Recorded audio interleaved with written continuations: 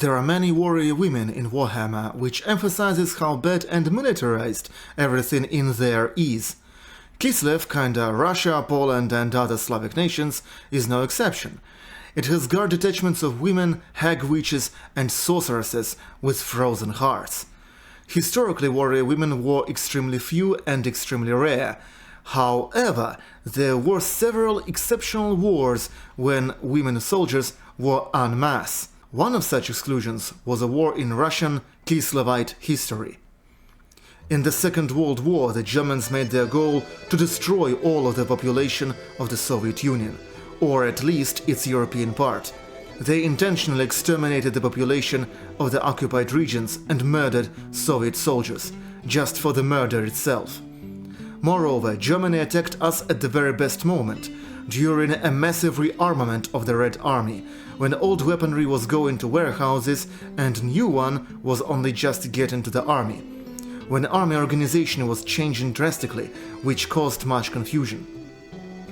As a result, there was a lack of soldiers in the РККА, Рабоче-крестьянская Красная Армия, the Red Army of Workers and Peasants. The lack of men, as much as it was possible, was compensated by women.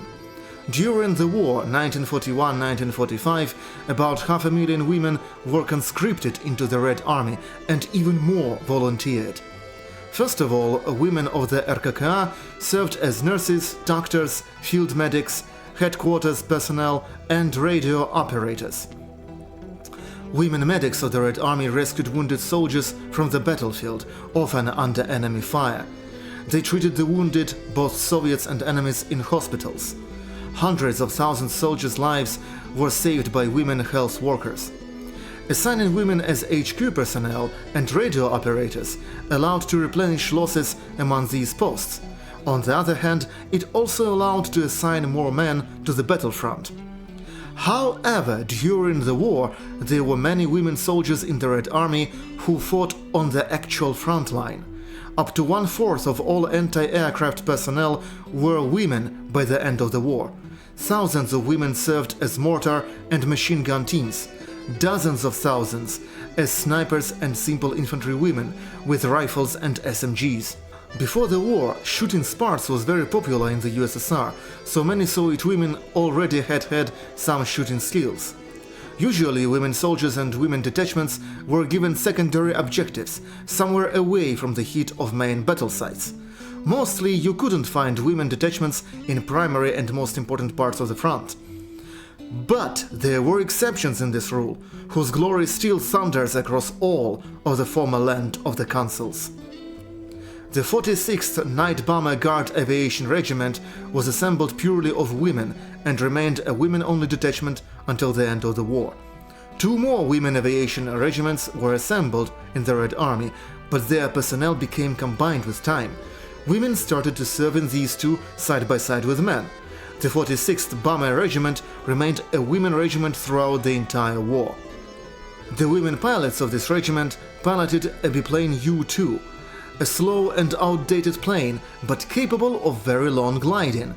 The pilots switched their plane's engines off before the front line and crossed it silently, unspotted by fascists.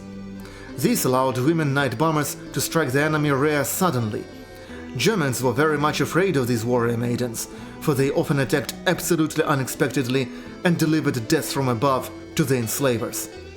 Germans, scared to death, called the women pilots of the 46th Guard Aviation Regiment Nachthexen, Night Witches. The pilots of the 46th Night Bomber Regiment were the most famous warrior women of the Red Army. The Soviet women snipers gained great glory, some of them taking lives of more than 300 fascists. But there were also unique heroines in other military branches. For instance, Alexandra Grigorievna Samusenko, T-34 tank commander, the only woman vice commander of a tank battalion. She fought in the Finnish War and passed through almost all of the Great Patriotic War. She died of injuries on March 3, 1945. She rose to the rank of captain or, according to Joseph Bayerly, major. So that you know, Joseph Bayerly was an American soldier who was captured by Germans and ran away into the dislocation of the Soviet army. As an RKK soldier, he served together with Samusenko. Another example, Yevdokia Nikolaevna Zavali, the only woman commander of a Marine platoon. She started her military career as a nurse in the 96th Cavalry Regiment. She got injured, got to a hospital. After the treatment, she got to a reserve regiment where she was taken for a man. Yevdokia didn't reveal that she was a woman and was assigned to the 6th Marine Brigade. She was hiding that she was a woman for 8 months, but got another injury and hospitalization. By that moment she had already committed lots of heroic deeds on the battlefield and was allowed to continue service as a Marine after the treatment. Zavali personally and the platoon under her command did just miraculous heroic deeds. For example, held important positions while being heavily outnumbered, blew up enemy bunkers almost single-handedly, liquidating many fascists. During the liberation of Budapest, Yevdokia Nikolaevna and her platoon infiltrated a German bunker via city sewers and captured an enemy general. Their exploits can be listed forever. However, whatever heroic feats women did on the fronts of the Great People's War, their main contribution to our victory and survival of our people was deep in the rear, in the fields and factories of our motherland. So many men had to leave for the Red Army, there often were no one to work at factories and kolkhozy except for women and children. Kolkhoz means collective hold, meaning a Soviet unit of agricultural organization, where many peasants own and work farmlands together. The lack of men in the USSR economy during the war forced to compensate this lack with en masse women and even children labor. Women worked literally from dawn till dusk in kolkhozy, producing food both for the Red Army and for the civilian population of the USSR. Women workers toiled day and night, creating fantastic amount of weapons, vehicles, supplies and ammo for our soldiers. While with no warrior women the Red Army would have still prevailed against Wehrmacht, although at the cost of even greater casualties, without women labor in the Soviet economy during the Great People's War, our country would have been doomed. My own grandmother, Maya Germanovna Perskaya, was an example of a heroic woman worker. She was only 15 when the Germans attacked us. Since 1941 she worked at a factory evacuated from the west of Russia to the Ural Mountains.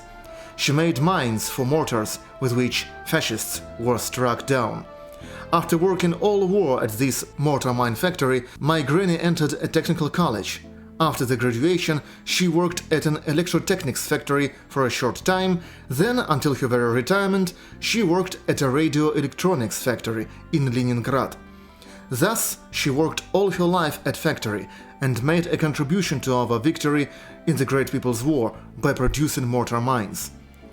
Soviet women of the Great Patriotic War were not some elf-brought thugs in the desperate but imaginary Warhammer.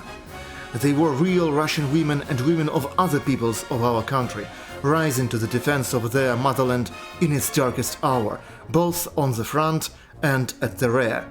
Many of them didn't see their beloved with all of their hearts husbands return from the war.